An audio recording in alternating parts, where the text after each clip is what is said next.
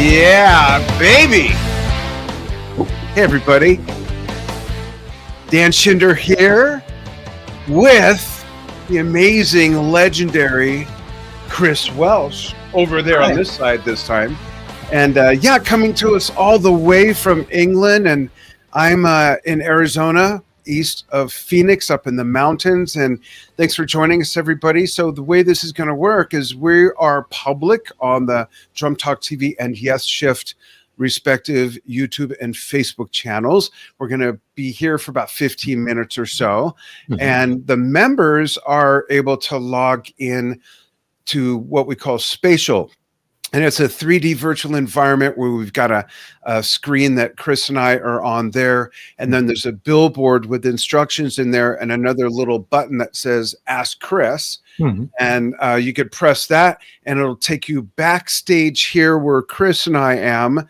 And then you'll put your question in the private chat just so I can preview it first and give me your name. And I'll probably see your name on the screen too, folks, and be able to give you a turn to be up on the screen where I am to ask Chris questions. So that's how it'll work. And I will repeat that a couple times for newcomers and things like that. And just going to check the comments. Okay, great. We're off and running. But first, before we get into letting people in and whatnot, I want to give a little introduction to Chris for those who have been maybe living under a rock for 60, 70 years. So Chris is a journalist and an author in the music space. He wrote for Musicians Only. He wrote for Melody Maker, which I'm sure all of you have heard of, even if you're not in the UK. Kerrang, an awesome heavy metal, hard rock music magazine. He wrote a book on Keith Emerson. He wrote a book on Jimi Hendrix, his biography. He wrote the wonderful book Close to the Edge, the story of Yes. And he wrote the book on John Bonham, The Thunder of Drums with Jeff Nichols. And we're just thrilled to have you here, Chris. And, you know, we were talking before we went live. I remembered back when Steve and I had you on the show. I think he reminded me that was like it feels like 6 months ago. Steve said it was like a year and a half ago. Oh, yes. Hard to read a believer 2 years ago. Yeah. And you have your scrapbook with you, and you were looking for your Joe Morello article, which, if I recalled from the interview, was your first assignment when you joined Melody Maker. Is that right? That's correct. Yes, I have it with me now. Yeah, can we see that? Yeah, sure. It's printed on papyrus, right, or deerskin or something. That's the Doomsday Book or the Bayeux Tapestry. You know. How old were you when you got that gig? That part I don't remember. I was about 24, I think. Yeah, I'd been a reporter before on a local newspaper, and I kept writing about our local bands, like the Rolling Stones, for example. They were one of our bands. Wow. And we're talking like 1966, right? Yeah, no, that's earlier than that, actually. 64 was when I joined. Oh, that's right. Yeah, we talked about that. I was a year old. Yeah. This is the article. I can get it in the right position. Well, that's the interview I did with Joe Morello. It's falling apart now. The papyrus is falling apart. I'm not falling apart. There we go. You're together. Yeah. There's right. Joe Morello. And for those who don't know, if you're a jazz fan, you would know that Joe Morello played on the amazing piece of music that really was maybe one of the first not pop up commercialized pieces. Dave Brubeck's Take 5, and there's a wonderful drum solo, and there's a few live versions of this and a televised version video. And Joe was truly a master. What was it like meeting him and doing that first interview for Melody Maker? Well, it was a great honor for me because he was one of my heroes. Yes, I loved his drumming. Well, he advanced drumming single-handed virtually, you know, so much taste and technique and adaptability, different time signatures, of course, hence Take 5. All the drummers in the world started to run, how do we play in 5/4? Yeah. But what happened was I was working on the local newspaper, and people said, well, you're always writing about bands and musicians, and you should join Melody Maker, which was the big weekly music paper. in Britain, Mhm. established in 1926, I think it was. Wow, I didn't know it was that old. Wow. Yeah, it was called the Bible of the music industry because it covered everything from Louis Armstrong all the way through Glenn Miller in the 40s to bring, Wow. and then rock and roll, Elvis Presley, and then of course the Beatles and the Stones. So it was always adapting, and I read it every week, and I thought, God, it'd be great to work for this paper.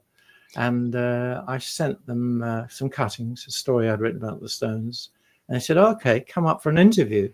I went for an interview. Their office was in Fleet Street, where all the newspapers were. And they said, "Okay, well, we'd like you to try and interview Joe Morello. None of our staff play the drums, so and I hear you play the drums, so you'd be the ideal man to do it." And I was a bit nervous. I hadn't got the job yet, of course. So Okay. they said he's in a hotel Sunday night doing a drum clinic. So I went along, and I managed to catch hold of him after the clinic. And he was very polite and friendly and nice. And we sat down and did a great interview. And he came out with this remark, and he said, "You don't have to be an idiot to play the drums, you know." I love that. That's funny. Yeah, because us drummers do kind of get a bad rap sometimes. And I noticed in the promo video that you made for us, you're sitting next to a set of drums, right? Yes, that's my son's. Well, we share it actually. My son's a drummer too, and it's it's an electronic drum kit. Yeah, Yeah. and of course the advantage of that is you can play at home with the headphones on and not Yeah. bother anybody. Yeah. I used Yeah. to play when I first played drums. I lived in my parents' house, and we couldn't understand why the neighbours kept moving. As You you know, playing the drums, yeah. going back to Melody Maker, I think of all the interviews I've heard, all the, like on the radio or TV or in film, all the musician biographies I've read, things like that. I don't think there's hardly one band out there where there wasn't at least one member that says, and I saw an ad in Melody Maker, when you look at Phil Collins, Steve Hackett, maybe Rick Wakeman, just so many musicians found each other in those flourishing days of the 60s and early 70s through Melody Maker. That's true. Yes, Makes it even more legendary of a publication, right? it was quite extraordinary because the regular feature, the one that most musicians bought the paper for anyway, never mind what I was writing about, but it was musicians wanted column. And Yeah. I'm still amazed at the number of groups that got together through an advert in Musicians Only, in Musicians Wanted. Classic tag. Be about 3 lines, And the funny thing was they used to say things like, "No time wasters, no breadheads, no characters, just want a regular musician." And when you think back, actually, what you really needed in a band was a breadhead, a character, and a time waster. Right. And a great drummer. Yeah, somebody with a personality. Yeah. Awesome. Danielle Major, who is our chief marketing officer at Drum Talk TV, who built our membership platform, says, "Hey guys, so hey Danielle, she's having a baby soon, so like not today though, I don't think, but pretty soon." And then Adam Parrish says hello, greetings from the United Kingdom, and as does Dave Watkinson, says hi Chris, and we'd love for some people to jump into the membership portion, so you can click the button in the theater there and come backstage here where I am and where Steve's running things in the background. And I'll put you on screen to ask Chris a question. If my wife is watching, I know that Enja happens to be a huge jazz fan, very familiar with Dave Brubeck's work, as well as everybody going back to Ella Fitzgerald.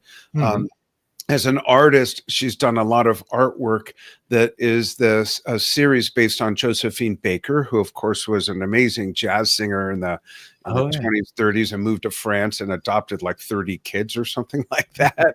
Wow. So Enja very well could have a question for you.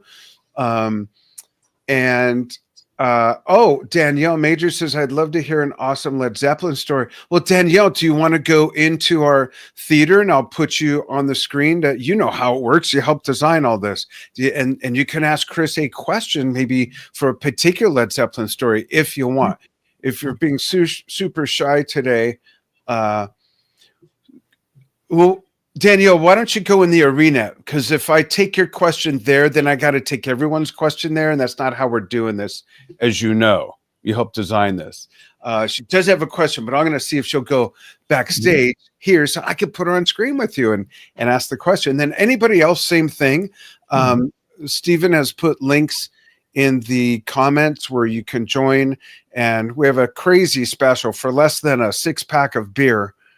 For less than a combo meal at a fast food restaurant. You can become a member, come backstage, ask Chris a question on screen. She says she's on the go. So I'll ask a question. I know you wrote about John Bonham. I traveled with Led Zeppelin a bit. Yeah. I think, like, for how long did you travel? Well, I was very lucky. I got on very well with their manager, Peter Grant. And he was... What happened was I saw them playing a gig in the Lyceum Ballroom in London, and they were incredible. And I remembered that the Lyceum Ballroom back in 1917 was bombed by a Zeppelin, a real one. They flew over from Germany and dropped a bomb on the theatre. And wow! My intro was in 1917. The Lyceum Ballroom was bombed by a Zeppelin, and in 1969 it was bombed again by Led Zeppelin. It's really, if you think about it, well, you don't have to, but for everybody watching, it's kind of extraordinary that Peter Grant befriended you, because he was not fond of, quote, the media. So how did that relationship warm up, and how did you get in Peter Grant's pocket and have his ear and the access that you had? I think I made him laugh. I think that was the thing. Yeah. Oh. And I loved Zeppelin right from the start. And at that time, there was a lot of criticism of the band. Some magazines complained about they kept calling them heavy metal, which they weren't really at all. And they wouldn't accept them. Then they called them a hype and said, if they dare say that they signed a big deal with Atlantic Records and got lots of money, that was considered, not brilliant, because everybody was down on the ideas of corporate rock and all that sort of thing. Right. So they had a lot of bad criticism, but I just listened to the music and thought they were incredible. First time I saw them was at the Marquee Club in London, to an audience of about 50 people. And, gosh, I've seen the pictures. That's amazing. About 50 or 60. It was a small club. But I was standing next to a drummer called Mark Ashton, who played with Rare Bird, and we saw John Bonham playing, and Mark was so astounded by his drumming. He said, "Oh my God, it's so heavy. I'm going to give up. I'm going to give up drumming." He became a singer. Yeah, and that's two ways that you could take it. Either want to just put lighter fluid on everything and roast it, or you take it as inspiration. And I remember I saw Led Zeppelin in 1977 at the LA Forum, and it was amazing. And it changed my life. I wanted to be an oceanographer until I saw that, and I was already playing drums. But when I saw Alan White, that I saw it from the 6th row, 1978, the Tormato tour in the round. And it was like, at first I had that feel like, man, I'm just going to burn everything. How am I ever going to get to that? Not that I didn't feel that way with John, but then you turn it around, turn it into inspiration. And he's one of the John Bonham, Phil Collins, Alan White, and Neil Peart are probably the 4, and Carl Palmer, the 5 biggest drummers I've spent a lot of time and energy emulating their playing. And there's so many more as well, of course. Wonderful. But what is something that you I could tell you about going to New York to see for the first time. That was a big experience for me. And as I say, I got on well with Peter Grant, and because he liked my review of the band, and I got a phone call one day saying, "How would you like to come to New York and see Led Zeppelin play at Carnegie Hall?" I thought, wow. Never been to America, never been on a jumbo, and that wasn't a jumbo, but 707, I think. And flew first class with Led Zeppelin to New York, and stayed at the Hilton. that's a story, but I'll tell you later about that. Okay. And they were the first, I think, certainly the first British rock band, or maybe the first ever rock band to play Carnegie Hall, the home of classical music and jazz. Wow. Yeah. And when we got to the theatre, after meeting up and having a meal and checked into the Hilton, and then we went to the gig, and Peter Grant said, "I'm sorry, we haven't got a ticket for you. We forgot to buy you a ticket." I said, "Oh no, I come all this way." He said, "It's okay, you can stand on the stage." So I stood in the wings next to the band, and also the What a bummer. So I was standing right next to Bonham's drum kit, which was terrific. Wow. And John said to me, he said, during the sound check, he said, "I've got to be good tonight." I said, "Why?" He said, "Well, this is where Buddy Rich and Gene Krupa played." That's right. Yeah. Two of his biggest influences. Yeah. He said they did their drum battles here. And of course, I had all the records of those gigs. Remember, Gene Krupa with Sing, Sing, Sing played on that stage. Yeah. So anyway, we got on, the gig started and the audience went berserk. I've never seen an audience reaction. Of course, at the Marquee Club, they were just standing there quietly clapping, well done, British audience, very reserved. And then in New York, the kids were going berserk, jumping up, shaking hands with Robert. And anyway, it came to John's drum solo, and it was, he played an incredible solo. And I realized he was playing Buddy Rich's snare drum single stroke roll, the one that he used to finish the solos with. Yeah. He was playing just like Buddy Rich, and I thought, oh my God, he's doing that for me. Oh, nobody else in the audience would realize what he's doing. Yeah, that is neat. I have a question for you that stems from Danielle's question, and while you answer it, I will be present, but I'm going to text a message to Steve in the background. Did you get one-on-one time with John Bonham, and or with the time you spent with Led Zeppelin? Is there something you picked up about John that maybe most people might not know about? Do you have something to kind of share about him as the man? Not just, we all know him as the drummer and everything, but did he share anything with you, or did you get any anecdotal stuff that you could share, I guess, about John? Yes, because I knew him in the early days, and I usually sat with him on flights, and he was very frightened of flying. He didn't enjoy it at all. And I remember we were flying to Germany, to Berlin, I think. Anyway, he was very sick. He got up and ran off and was horribly sick, and he had terrible stage fright as well. So we have this image of John Bonham as the big, powerful man playing powerful drum solos, a member of the the group that later became notorious for its antics. But he was actually a very quiet, he was quite a quiet, normal bloke.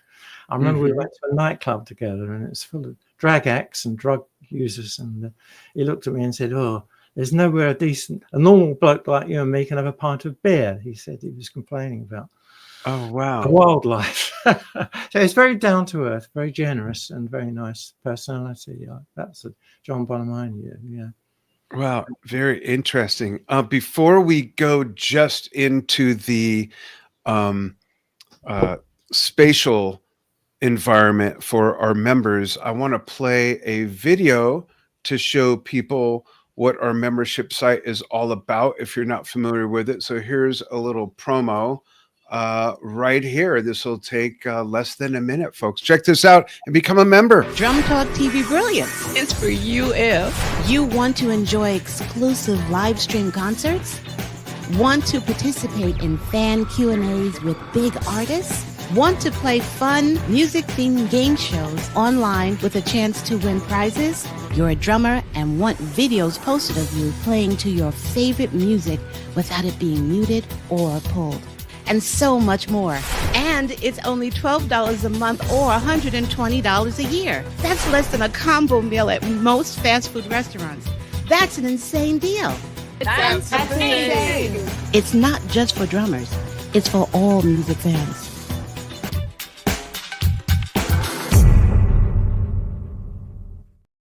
Yeah.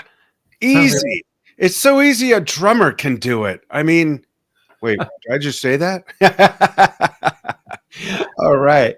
So, folks, we'd love for you to join. We have the Q&A that we're going to continue with Chris in the membership site. And we've got some other folks scheduled, and folks that you would know and folks that we're waiting for date confirmations on. Just off the top of my head, we have Ron Riddle, we have Casey Grillo. We're waiting on, I know there's someone I'm forgetting. We recently had Rudy Sarzo from Ozzy, Whitesnake, and Quiet Riot. And quite a few others. We've had Derek Shulman on before of Gentle Giant fame, and of course went on to be one of the biggest record executives ever, right, Chris? What a great guy, and such great music he and his band brought.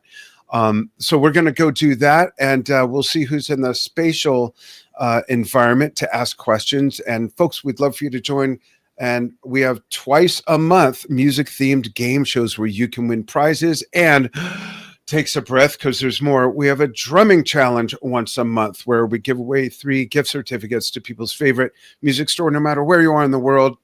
This month it's Phil Collins for his birthday month. Next month it's Neil Peart, and we got other greats coming up to honor with drumming challenges that are a lot of fun. So, folks, on social we're going to say goodbye, and we'll be only bothering the people who are members now. Thanks, everybody. Let's see. I'm going to take that. This will take just a moment to click through them all. Make sure I can. There's like a bunch of buttons to click here, Steve. Forgot how complicated this was.